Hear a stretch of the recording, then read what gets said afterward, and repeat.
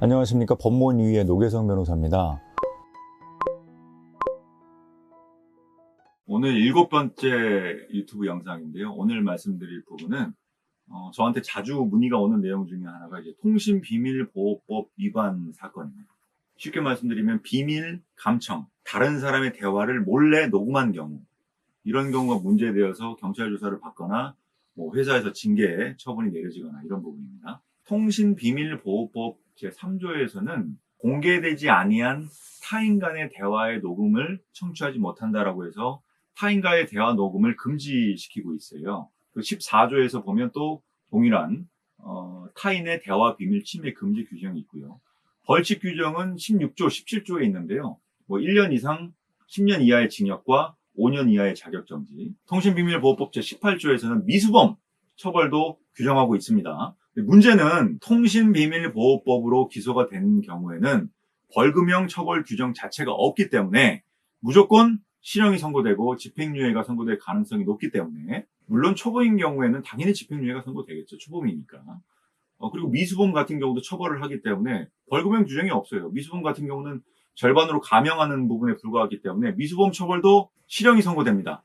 실형이 선고되면 직장에서는 퇴직될 수도 있어요. 공무원인 경우나 은행 관련 직업 종사자인 경우에서는 실제로 형사처벌을 받아서 집행유예가 선고되면 퇴직당할 수가 있고 직장을 잃어버릴 수 있기 때문에 굉장히 무시무시한 이 범죄가 되는 거예요.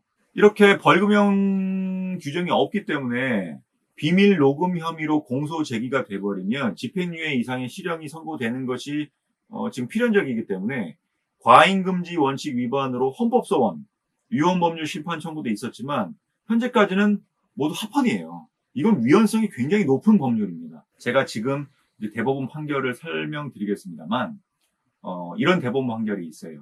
통신비밀보호법에서 정한 타인의 대화를 녹음하지 못한다라고 규정한 부분은 대화에 원래부터 참여하지 않은 제3자가 그 대화를 녹음해서는 아니 된다는 취지다. 그렇기 때문에 3인 간의 대화에 있어서 그중 한 사람이 대화를 녹음하는 경우는 다른 두 사람의 발언을 그 녹음하는 경우 타인과의 대화로 볼 수 없다. 그러니까 쉽게 말씀드리면 대화 당사자 간의 녹음은 괜찮습니다. 대화 당사자 간의 비밀 녹음은 괜찮아요. 근데 이게 대화 당사자가 누군지에 따라서 약간 애매한 경우가 생길 수가 있습니다. 그러니까 이런 경우를 실제 제가 받았던 처리했던 사건 같은 경우를 예를 들어 설명드리면요. 전과가 전혀 없는 대학생 젊은 청년이었어요. 대학생이다 보니 이제 취업도 해야 되고 통신비밀보호법 혐의로 기소가 되면 안 되는 분이었어요. 근데 어떤 상황이었냐면 여자친구랑 교제를 하는 상황 속에서 여자친구와 다툼이 생겼고 그 다툼의 과정을 녹음한 거죠. 근데 그때 그 과정에서 여자친구와 또 여자친구의 친구가 있었습니다. 그러니까 여자 둘, 남자 하나. 그 남자분이 제 의뢰인이고요. 그런데 어떤 과정을 통해서 싸움이 생겼고 그 과정을 이 사람이 핸드폰을 가지고 녹음해야겠다라고 생각을 한 겁니다. 그럼 녹음 버튼 누르죠. 자, 근데 만약에 이게 녹음 버튼 누르고 들고 있는 상황이라면 들고 있는 상황에서 대화를 함께 막 싸우는 과정이었다. 그러면 아무 문제가 안 되죠. 그런데 이 사람이 계속 이렇게 하다가 녹음을 하고 있다가 잠깐 화장실 갔다 온다고 하면서 이 녹음되고 있는 것을 그 자리에 놓고 나갔다라고 한다면 그 나가는 시점부터는 핸드폰이 놓여있는 상태에서 남아있는 그 여자분 두 분의 대화 내용이 녹음되기 때문에 이 부분에 대해서는 통신비밀보호법 위반이 될 수가 있는 거죠. 그러고 나서 그 남아있는 사람들이 대화 과정에서 제가 핸드폰 두고 이 자리를 떠났는데 녹음이 되고 있네 라고 주장할 경우에는 당연히 통신비밀보호법 위반이 문제될 수 있어요. 실제로 이런 사안이 있었습니다. 이런 사안인 경우는 녹음이 되고 있었기 때문에 통신비밀보호법 위반 혐의로 상대방 쪽에서 여자 쪽에서 문제를 삼고 있는 경우가 발생되었기 때문에 어떻게 저희가 변호를 했냐면 첫 번째는 대화를 할 때는 이 녹음을 시작할 때는 대화 당사자 간의 대화였기 때문에 녹음을 할 때는 위법이 없었다. 대화 당사자 간에. 그리고 나간 부분에 대해서는 깜빡 잊고 자기가 녹음을 하려는 의사로 나간 것이 아니라 진짜로 화장실을 가려는 의사로 녹음했기 때문에 이 부분은 원래 녹음이 계속되고 있는 상태에서 그냥 녹음이 계속되고 있었을 뿐이지 비밀 감청의 의도로 몰래 녹음하려고 했던 것은 아니다 라고 주장을 했었죠. 그 부분은 기소가 안 됐습니다. 기소유예 결정이 나온 경우가 있고요. 또 한 가지 제가 또 처리한 사건 같은 경우는 본인 연구실 예를 들면 이런 사무실에 본인의 물건이 없어졌다라는 의심이 들어서 어느 날 자기 물건이 없어진 겁니다. 독서실 같은 데서 웹캠을 설치한 경우입니다. 그냥 웹캠 자기 자리에 그냥 설치한 거예요. 물건이 또 누가 가져가나 그걸 걱정한 나머지 웹캠 설치를 한 거죠. 근데 이거를 다른 사람이 발견을 하고 왜 그 연구실 독서실에 웹캠을 설치를 했느냐라고 해서 통신비밀보호법 위반 혐의로 고소를 하는 경우가 있습니다. 그러니까 이런 경우도 웹캠 설치 자체가 원래 목적은 자신의 물건을 절취하는 상황이 다시 발생되지 않도록 방어하기 위해서 웹캠 설치를 했지만 이 웹캠 설치 자체가 그 주변에 있는 그 공간, 그 주변을 왔다 갔다 하는 사람, 그리고 그 독서실, 연구실 뒷자리에 앉은 사람들, 그런 사람들 입장에서는 본인의 어떤 움직임이 노출되는 상황. 그러니까 저희 입장에서는 사실 연구실이기 때문에 대화를 녹음하려고 했던 것이 아니지 않느냐. 통신비밀보호법에서 문제 삼는 것은 대화 녹음이거든요. 그러니까 녹음 자체가 없었다라고 주장할 수도 있는 부분이고 실제 저희가 그렇게 주장을 했었고요. 타인의 대화 상황을 전제로 녹음하려고 했던 웹캠 설치를 했던 것이 아니다라고 주장을 했던 부분이거든요. 이런 부분을 반영이 돼서 이 부분은 저희가 무혐의를 받았습니다.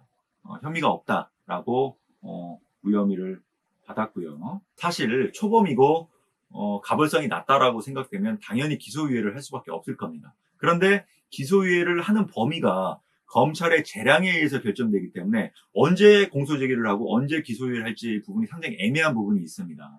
그렇기 때문에 본인이 녹음을 하는 상황이 어떤 상황이었는지 또 본인이 실제로 녹음을 하였는지 그런 여러 가지 변론할 수 있는 부분을 아주 정확하게 변론을 해야 되고요. 여기서 1차 경찰 조사의 중요성이 나오는 거예요. 모든 조사는 최초의 경찰 조사가 가장 중요합니다.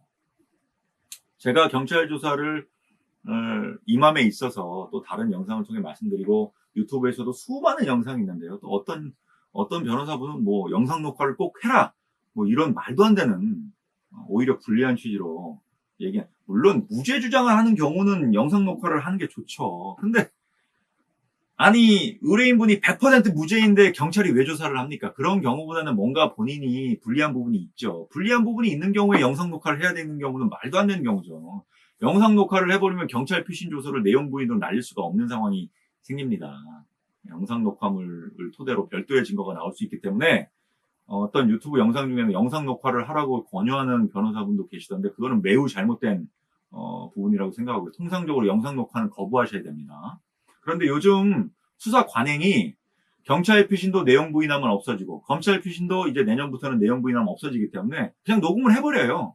경찰에서도 그냥 녹음을 영상 녹화실로 데려가서 녹음하는 경우가 있고요. 검찰에서도 피신 조사를 받지 않는 상태에서 면담만 하는 과정에서도 녹음을 합니다라고 고지하고 녹음을 안 하면 뭐 조사 안 되니까 이런저런 얘기를 하면서 그냥 녹음을 해버리는 경우가 있습니다. 그러면은 못 모르고 변호사 없이 입회하는 경우에는 변호사 없이 조사를 받는 경우에는 녹음을 하나 보다 이렇게 생각하고 가는 경우가 있는데 녹음을 하는 경우는 조금 불리한 경우가 생길 수가 있어요. 왜냐하면은 경찰이든 검찰이든 수사에 굉장히 베테랑 분들이기 때문에 유도신문을 하는 경우가 굉장히 많습니다.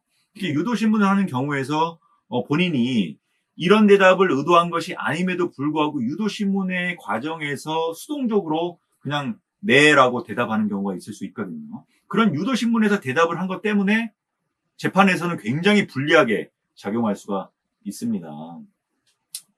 지금 그 대법원이든 검찰에서 하는 부분이 공판 중심주의입니다. 공판 중심주의라는 거는 재판 과정에서 실제로 어떻게 증거가 현출이 되고 어떻게 상황이 되었는지에 대해서 실제로 재판 과정에서 현출을 해보자 이런 부분이거든요. 왜냐하면 미국에서 배심원 제도가 그런 부분 아니겠습니까? 배심원 분이 뭘 알겠어요. 뭐 그냥 법률 전문가가 아닌 사람들을 배심원분들을 쫙 이렇게 대동을 해놓고 그 배심원분들 일반인의 통상적인 관념에서 혐의 사실에 대해서 무죄인지 아닌지를 한번 판단해 보라는 거거든요. 근데 만약에 우리나라는 배심원 제도가 아닌 게 어떤 제도입니까? 공판 중심주의가 아니에요. 저희 지금 형사사법 시스템은 경찰에서 조사한 조서 내용, 예를 들면 뭐 조사 내용이 좀 있지 않습니까? 이 조서 내용 보고 검찰에서 조사한 검찰 조서 내용, 검찰 조서 내용에 이제 증거 능력을 뭐 100% 옛날에는 부여를 했기 때문에 사실 재판할 필요가 없는 거예요. 왜냐? 아니, 조서 내용만 보면 조서 내용이 다 나와 있기 때문에 뭐 피고인의 입장이나 이런 거 들어볼 필요가 없는 거예요. 그냥 조서에 다 나와 있으니까. 그러니까 조서 내용을 어떻게 받는지, 조사를 어떻게 받았는지 굉장히 중요한 것이 되고, 나중에 와서 말 바꾸기 하면은 신빙성이 없다, 당신 진술은 뭐 믿을 수 없다라고 해가지고 사실상 공판 중심주의가 안 되는 거죠. 지금 현재 이렇게 검찰 피신 조서에서도 증거 능력을 없앨 수 있도록, 내용부인할 수 있도록 법을 바꾼 취지는 공판 중심주의로 가기 위한 부분인데, 또 이것도 많은 문제점이 있습니다. 거짓말하는 피고인을 어떻게 구별하느냐, 이런 부분이 나올 거고요. 실제로 이런 것 때문에 무죄율이 굉장히 높아질 것으로 생각됩니다. 통신비밀보호법 위반 혐의가 문제된 경우에는 반드시 1차 경찰 조사를 잘 받으셔야 되고, 본인에게 방어권을 행사하는 부분은 본인의 권리이고, 또 무죄 추정이 전제가 되는 부분이고, 혐의 입증은 경찰 수사관이든 검찰에서 하는 부분입니다. 입증이 안 되는 부분까지 방어할 필요는 없는 것입니다.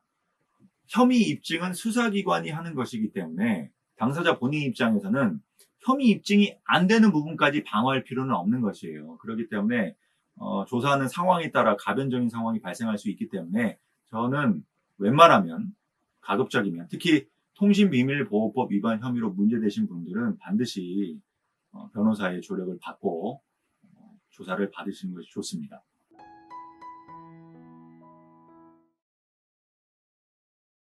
궁금하신 부분이 있으면 카톡 주소도 나와 있고 제 연락처도 있으니까 카톡으로 뭐 간단하게 질문을 주시면 제가 알고 있는 범위 내에서 설명을 드릴 수가 있습니다. 그리고 뭐 전화나 카톡으로 하는 부분에 대해서는 제가 별도로 상담비를 받지는 않고 있고요. 물론 저희 법인이 직접 오셔가지고 방문을 하면서 좀 얘기가 길어진다든지 구체적인 자료의 검토가 필요한 경우에는 당연히 그 검토 비용을 받을 수밖에 없겠지만, 제가 알고 있는 범위 내에서 설명드릴 수 있는 그런 부분에 대해서는 별도의 제가 비용을 받고 있지는 않으니까요. 궁금하신 부분이 있다면 부담 없이 저한테 카톡을 주시거나 전화를 주시면 제가 알고 있는 범위 내에서 말씀드리겠습니다. 시청해 주셔서 감사합니다.